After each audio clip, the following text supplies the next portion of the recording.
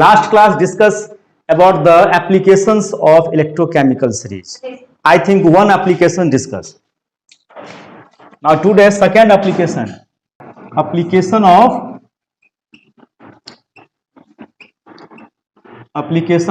electrochemical series. Electrochemical series. Last class discussed one application regarding electrochemical series to determine EMF of the cell. Which EMF? A standard EMF. A standard EMF of the cell. Now second, to determine a spontaneity or feasibility of the reaction. So what do you mean by the spontaneity and feasibility? Feasibility और spontaneity reactions का meaning क्या होता है?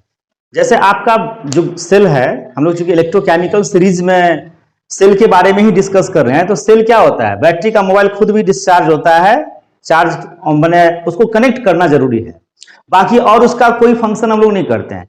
Charger से connect कर दिए, battery charge हो गया, जब उसको यूज में लाए मोबाइल में तो फिर वो डिस्चार्ज हो गया। होम एप्लियंसेस में जो इन्वर्टर की बैटरी होती है वो भी क्या होता है? मशीन उसको चार्ज करता है, फिर चार्ज होकर के वो डिस्चार्ज भी होता है। ये दोनों काम जब वो करता है तो उस समय में ऑटोमेटिकली कुछ ऐसा है उसके अंदर मशीन लगा हुआ जो दोनों काम ही कर देता है। नहीं, घर का जब बैटरी चार्ज डिस्चार्ज हो जाता है तो क्या हम लोग उसको मार्केट में लेके जाते हैं चार्ज करने? क्योंकि वो इन्वर्टर मशीन जो है ना, उसमें ये खासियत है कि वो चार्ज भी कर देगा और डिस्चार्ज भी कर देगा। जो रिएक्शन सेल्फ इनिशिएट हो जाता है, खुद से इनिशिएट हो जाता है, वो होता है स्पॉन्टेनिटी। और फिजिबिलिटी मतलब जो रिएक्शन अच्छा होता है उसी के लिए फिजिबल वर्ड्स आता है। जैसे अगर आपको घर में डांट मिलता है पढ़ने के लिए, तब अगर आप बैठते हो पढ़ने के लिए, इसका मतलब आपका वो रिएक्शन फिजिबल नहीं हो सकता है। 4 बार कोई डांट दे उसके बाद तुम बैठ जाओ पढ़ने के लिए, क्या वो फिजिबल होगा? कभी नहीं हो सकता है। क्योंकि जब आप बैठोगे डांट के बाद ना, तो आपके मन में पढ़ाई कम जाएगा, यही जाएगा कि अभी डांट क्यों खाए। इसका मतलब वो आप खुद से इनिशिएट क्यों नहीं हुए पढ़ने के लिए, कोई फैक्टर आपको काम कर रहा है ना वहां पे, तो वो फिजिबल नहीं माना जाएगा। और एक स्टूडेंट्स है जो शाम के समय में 7 बजे से पहले ही खुद से बैठ जाए पढ़ने के लिए, फिर वो जो पढ़ाई होगा ना वो पूरा का पूरा स्पॉन्टेनियस होगा, फिजिबल होगा। ठीक है। सो कैसे ये पता चलता है? तो इसमें अगर आप ये फाइंड करते हो ई नॉट सेल, ये वैल्यू जो हम लोग फाइंड करते हैं, जैसे E naught cathode minus E naught anode, अगर इसका वैल्यू, ये वैल्यू अगर पॉजिटिव आता है, ई नॉट सेल का वैल्यू सॉल्व करके अगर पॉजिटिव आता है तो हमारा रिएक्शन हो जाता है, वहां पर बोलेंगे रिएक्शन इज क्या? फिजिबल। रिएक्शन क्या हो जाता है? वो फिजिबल हो जाता है, यानी कि स्पॉन्टेनियस हो जाता है, वो स्पॉन्टेनियस नेचर में चला जाता है। ठीक है, स्पॉन्टेनियस ये हो गया। और अगर if E naught cell is equal to negative then not feasible. अगर ये सॉल्व करने के बाद में साइन के साथ क्या आ जाए?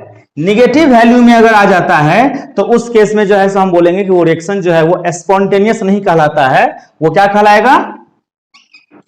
Reaction is not a feasible. Okay, या फिर दूसरा इसको वर्ड्स क्या देंगे? Non spontaneous. Okay, so do you understand the feasible and spontaneous reaction? A spontaneous reaction, the reaction which initiate by itself, जो खुद से इनिशिएट हो जाएगा। ठीक है ना। मोबाइल में तो एक और भी होता है ना कि हमें चार्जर लगाना पड़ता है तब जाके चार्ज होता है। इन्वर्टर की बैटरी में तो 100% क्या होता है, जो मशीन रहता है वही क्या करता है, उसको डिस्चार्ज भी करता है और चार्ज भी करता है। लाइन का आना जाना सिर्फ कंटिन्यू लगा रहता है, बाकी ह्यूमन बीइंग का और कोई भी काम उसके अंदर रहता है क्या? एक बार कनेक्ट कर दो, एक आध साल, 2 साल, 4 साल, 5 साल के लिए आप निश्चिंत हो जाते हो। ठीक है ना। टाइम टू टाइम उसमें सिर्फ डिस्टिल वाटर आप चेंज करते रहो। ठीक है। So write done.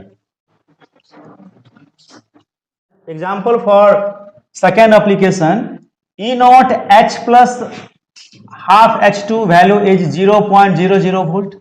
Standard electrode potential for hydrogen is 0 volt. 0 volt ये मैंने बताया था. Now second is the E naught Cu2 plus by Cu is equal to 0.34 volt. First of all, you decide the which is anode or which is cathode. Which is anode. इसमें anode कैसे पहचानेंगे, cathode कैसे पहचानेंगे? Yes, anode ऊपर वाला है because both of the given value are in positive sign. इसमें lower sign देखना है ना? छोटा वैल्यू कौन है इसमें? प्लस साइन जब दोनों में रहे तो छोटा वैल्यू कौन सा है हमारा? हाइड्रोजन वाला. This is the anode and this is the cathode. Okay, अब इसको अगर हम लिखते हैं यहां पर E naught cell, then E naught cathode minus E naught anode. So E naught cathode is 0.34, 0.00. It means that 0.34. This is the positive sign. So reaction is feasible. Reaction is feasible. हाँ. Negative positive, तो फिर negative वाला तो हमारा हो जाएगा anode. अगर negative ले लेते हैं तो नेगेटिव क्या हो जाएगा? एनोड. अब प्लस वाला वैल्यू क्या हो जाएगा फिर? Cathode in terms of reduction potential, है ना. तो फिर वहां पर दोनों प्लस हो जाएगा, फिर दोनों तो वहां प्लस हो जाएगा ना वैल्यू. पॉजिटिव कैथोड होगा, निगेटिव वाला एनोड होगा. तो हम लोग लिखते हैं फॉर्मूला क्या? ई कैथोड माइनस लिखते हैं ना, एक माइनस के कारण जो है प्लस हो जाएगा. इसलिए आपको रेयर केस में या कभी मिलेगा ऐसा, तो आप क्वेश्चंस में ध्यान रखना कि ई नॉट सेल का वैल्यू अगर प्लस की जगह क्या आ जाए, माइनस में आ जाए, तो आपका जो है सो वो रिएक्शन क्या हो जाएगा? नॉट फिजिबल, और वो नॉन स्पॉन्टेनियस हो जाएगा. ठीक है, एक एग्जांपल सिर्फ नोट कर लीजिए. Third application, to determine EMF value by Nernst equation, NERNST, है ना, नस्ट इक्वेशन. हाँ, मतलब EMF वैल्यू जो है वो नस्ट इक्वेशन के द्वारा भी निकाला जाता है. ये समझना बहुत जरूरी है. अगर ये आप समझ लिए तो सीबीएसई में आपको 3 मार्क्स का क्वेश्चन यहां से पूछा जाएगा.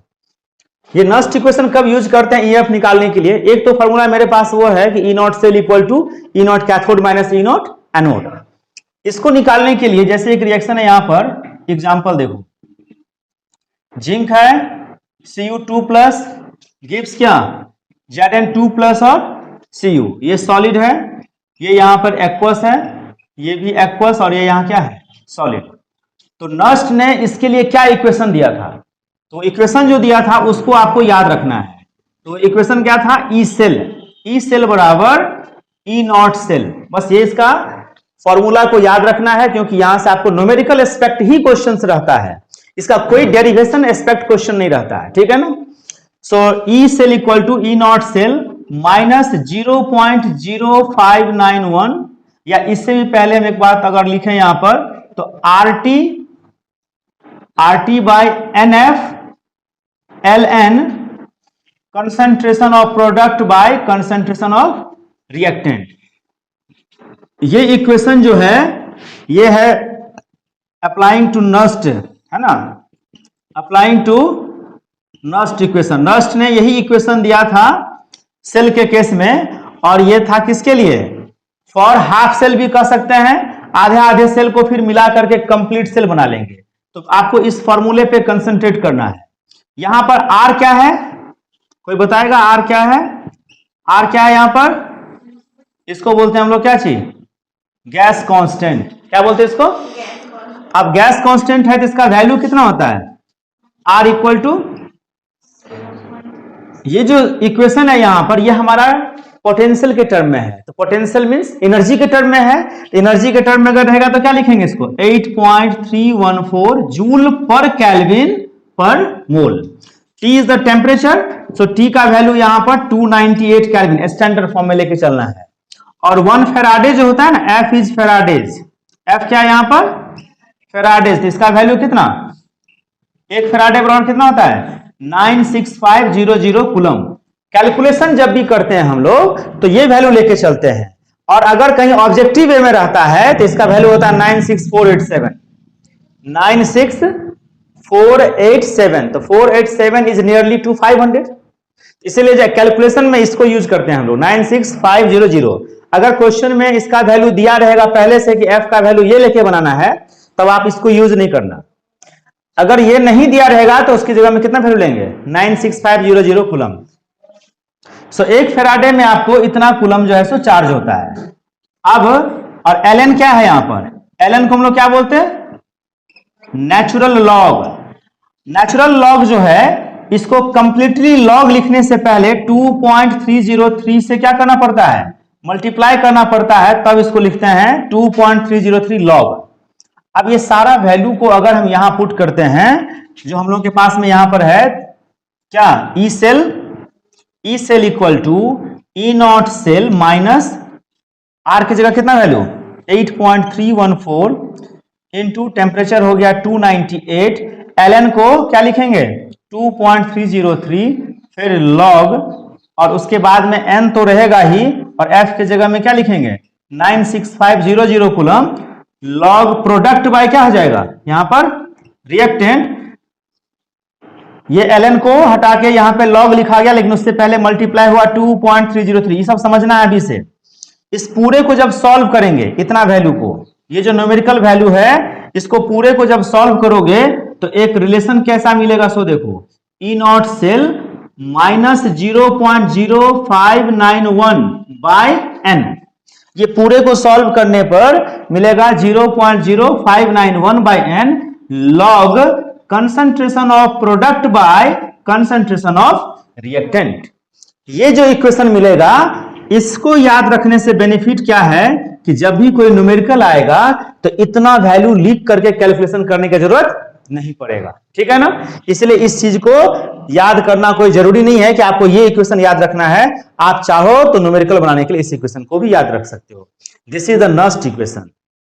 अब हमने लिखा है कि to determine EMF value by Nernst equation, तो यहां पर ईएमएफ वैल्यू निकालने के लिए ये जो कंसंट्रेशन है प्रोडक्ट बाय रिएक्टेंट, इसका मतलब जिंक का और कॉपर का कंसंट्रेशन वैल्यू दिया रहेगा, किसके टर्म में, मोलैरिटी के टर्म में, कैपिटल एम के टर्म में। So write down first of all, then after we discuss. According to Nernst equation, which relation relate by the Nernst, Nernst ने कौन सा रिलेशन को रिलेट किया। अगर आपसे ये क्वेश्चन पूछा जाए कि नस्ट इक्वेशन जो है वो किस तरह का इक्वेशन को रिलेट किया, तो क्या आंसर दोगे। तो देखो ई सेल क्या होता है, ई सेल को क्या बोलते हैं हम लोग, इलेक्ट्रोड पोटेंशियल। ई सेल यहां क्या है, इलेक्ट्रोड पोटेंशियल, और ये कौन सा है, स्टैंडर्ड इलेक्ट्रोड पोटेंशियल, है ना। इन दोनों के बीच का ही रिलेशन तो ये डिस्क्राइब किया था। सो नस्ट इक्वेशन अगर पूछता है 1 मार्क्स में क्या होता है, तो उसमें लिखना क्या है, the equation which relate the relation between electrode potential and concentration of the metal ion, the concentration of the ion. Ion मतलब Cu2+ आयन के रूप में है, Zn2+ आयन के रूप में है। सो इसके बीच का रिलेशन, इसके कंसंट्रेशन का रिलेशन और इसके बीच के रिलेशन में इक्वेशन दिया था ये Nernst equation, the equation which relate the relation between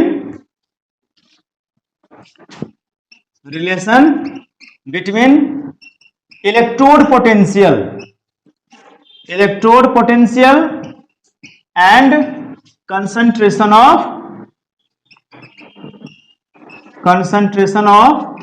metal ion, इसके बीच का ये रिलेशन दिया था। अब इस पर बेस्ड अगर हम एक क्वेश्चन की बात करें, जैसे for a given cell representation,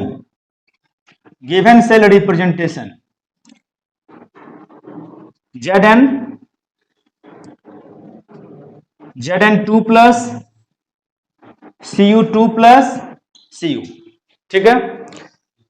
Zn2+ ये सॉलिड है, ये एक्वस है, यहां पर एक्वस और ये इसका कंसंट्रेशन कुछ वैल्यू दिया हुआ है 0.01 m, और इसका कंसंट्रेशन वैल्यू भी दिया हुआ है 0.001 m।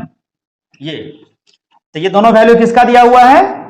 जिंक आयन का। और ये वैल्यू किसका दिया हुआ है? कॉपर आयन का। ये दोनों आयन जब दिया रहेगा, और उसके बाद गिवन और भी है E0 Zn2 plus by Zn, इसका वैल्यू भी दिया हुआ रहेगा गिवन में, और एक वैल्यू और रहेगा E0 Cu2 plus by Cu, इसका वैल्यू था 0.34 वोल्ट। ओके, इलेक्ट्रोकेमिकल सीरीज में अगर आप इस वैल्यू को चेक करोगे ना, तो इसका वैल्यू 0.34 और ये वैल्यू था -0.76 volt. Zn2 plus by Zn -0.76 volt. Check it from the electrochemical series. Okay. Now check it the E0 Cu2 plus by Cu. The value 0.34 volt. This is the question. And next find the E0 E cell. Find the E cell or EMF of the cell. ये दोनों में से कोई भी लिखा हुआ रहेगा। इतना गिवन इंफॉर्मेशन है, इसके हिसाब से आपको ई सेल का वैल्यू निकालना है। अब यहां पर अगर कोई चाहेगा कि E0 सेल निकाल देते हैं तो वही इसका आंसर हो जाएगा, तो गलत होगा। अगर ये कंसंट्रेशन नहीं दिया रहता, जिंक का कंसंट्रेशन और Cu2 प्लस का कंसंट्रेशन अगर नहीं दिया रहता, तो अगर ये लिखा रहता EMF निकालिए, तो आप सीधे इसमें से एक कॉपर मैंने एक कैथोड और एक एनोड समझ के और उसको माइनस करके आप निकाल देते। लेकिन इन दोनों के साथ साथ अगर आयन का कंसंट्रेशन वैल्यू दिया हुआ है, because concentration are given in form of capital M represents molarity. Yes, so molarity is the concentration term. So Zn2 plus ion concentration is 0.01 capital M and Cu2 plus ion is 0.001 M. This is both of the ions are given in concentration form and given E0 cell value cathode और anode, ये दोनों का दोनों अगर आपको given है question में, तब वहां जो ई सेल या EMF निकलेगा वो नस्ट इक्वेशन से ही अप्लाई होकर के निकलेगा। बात समझे? नस्ट इक्वेशन कहां अप्लाई करना है? When the concentration of the ions are given, when the concentration of the ions are given in questions in the form of cell representation, either in the form of cell reaction, अगर reaction देकर के दिया रहेगा तब भी, चाहे cell के representation से। अब इसको पहले नोट करो, रिएक्शन एट एनोड। इस क्वेश्चन का आंसर जब करेंगे तो रिएक्शन एट एनोड क्या मिलेगा? जिंक से 2 प्लस 2 इलेक्ट्रॉन, कौन सा प्रोसेस हुआ? Oxidation. Now reaction at cathode, then Cu2 plus 2 electron convert into Cu, this is the solid, zinc solid, ये एक्वस हो गया, यहां पर ये भी एक्वस हो गया। अब दोनों को ऐड करना है, लेकिन ऐड करने से पहले एक बात और ध्यान देना है, इसमें 2 इलेक्ट्रॉन का गेन हुआ, यहां पर 2 इलेक्ट्रॉन का लॉस हुआ, यानी इलेक्ट्रॉन का नंबर दोनों में इक्वल है, गेन और लॉस इक्वल है। यहां पर ये कैंसिल हो सकता है इजी तरीका से। हो क्या जाएगा? होना ही पड़ेगा उसको ऐड करेंगे तो यहां पर zinc solid, Cu2 plus aqueous, Zn2 plus Cu। यहां तक कोई दिक्कत है? नहीं है। उसके बाद इन दोनों में एनोड और कैथोड कौन हुआ इस वैल्यू से? फर्स्ट वाला क्या हुआ? एनोड, और ये कैथोड। ठीक है, तो यहां से एक आप ये भी निकाल लो पहले, E0 सेल का वैल्यू, या अप्लाइंग नस्ट इक्वेशन। डायरेक्ट यहां पर क्या लिखिए? Applying Nernst equation. तो कौन सा यहां पे लगाएंगे formula? E cell equal to E0 cell minus 0.0591 by n log, अब यहां पर क्या है? Zn2 प्लस, अब Zn2 प्लस के यहां पर क्या चाहिए? 1, तो यहां भी क्या दे देंगे? 1। Cu2 प्लस किधर क्या है? क्योंकि बैलेंस है ना पूरा ये, तो यहां पर बैलेंस करने के बाद अगर जो भी रहेगा वो पावर में चला जाता है। यहां पर कंसंट्रेशन ऑफ Cu2+, इसका ही पावर क्या लिख दें, 1 लिख देते हैं। अब n क्या है यहां पर, नंबर ऑफ इलेक्ट्रॉन गेन और loss. So E naught cell कैसे लिखेंगे, E नॉट कैथोड माइनस क्या, E नॉट एनोड। इसके जगह में ये लिखाया -0.0591 बाई n के जगह क्या लिखाया।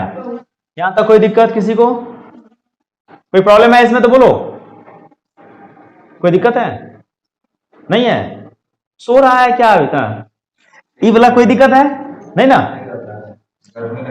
E naught cell equal to E naught cathode minus E naught anode, उसके बाद -0.0591/2 लॉग। अब देखो यहां पर ही इंपॉर्टेंट है, ये जो कंसंट्रेशन टर्म है ना Zn2+, अब प्रोडक्ट में Zn2+ भी था और प्रोडक्ट में कॉपर भी था, तो हमने कॉपर क्यों नहीं लिया।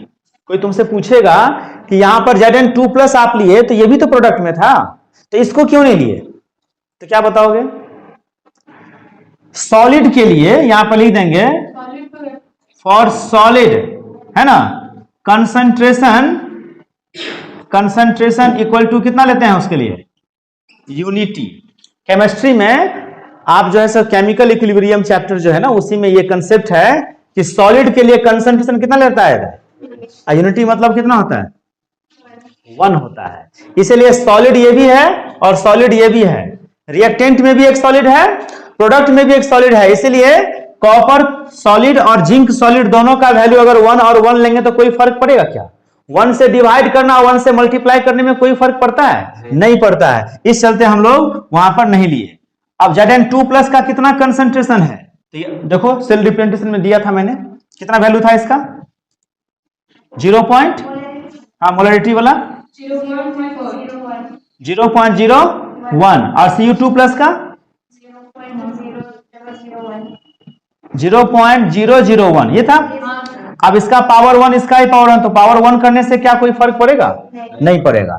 नाउ E नॉट कैथोड में क्या लिखेंगे, तो कैथोड का जैसा बिहेव कौन कर रहा है, कॉपर, तो कॉपर वाला गिवन वैल्यू कितना था क्वेश्चन में, देखो बताओ 0.34 माइनस E नॉट एनोड का -0.76, फिर 0.0591 बाई क्या 2। अब देखो इसको हटाओगे तो यहां क्या लिखोगे 100, क्योंकि पॉइंट के बाद 2 नंबर था, यहां पर पॉइंट के बाद 3 नंबर है, 3 0 बैठाओ, फिर 2 0 क्या हो जाएगा, कैंसिल होगा कि नहीं, क्या बच गया log 10 ही बचा ना, ये 1 हो गया, तो यहां पर क्या लिख देंगे हम लोग log 10। अब इसको 0.34 माइनस माइनस प्लस 0.76 0.0591/2 log 10 का मान कितना होता है, log 10 का मान 1, ये याद रखना है, log 10 का मान 1, log 1 का मान 0। ये जो है ना log 1 से लेके 10 तक का वैल्यू हम दिखा भी देंगे कैसे देखते हैं उसको, और ये चीज याद करके रखेंगे अगर तो कैलकुलेशन बहुत फास्ट बनेगा, ठीक है। तो log 10 का मान कितना होता है 1 होता है, ये याद रखना है। अब इसको आप सॉल्व करो, अब इसको ऐड करेंगे तो कितना आ जाएगा 1.1। सो E सेल इक्वल टू क्या 1.10 माइनस 0.0591/2 और log 10 का मान कितना 1, तो 1.10 इसको डिवाइड करेंगे तो 0.22 जा 4 2 9 जा 18 कितना आ जाएगा।